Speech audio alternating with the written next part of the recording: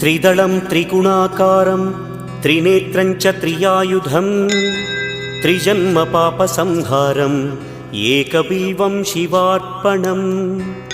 त्रिशाखैः बिल्वपत्रैश्च अच्छिद्रैः कोमलैः शुभैः तव पूजां करिष्यामि एकबिल्वं शिवार्पणम् कोटिकन्या महादानं तिलपर्वतकोटयः काञ्चनं शैलदानेन एकबिल्वं शिवार्पणम् काशीक्षेत्रनिवासं च कालभैरवदर्शनं प्रयागे माधवं दृष्ट्वा एकबिल्वं शिवार्पणम् इन्दुवारे व्रतं स्थित्वा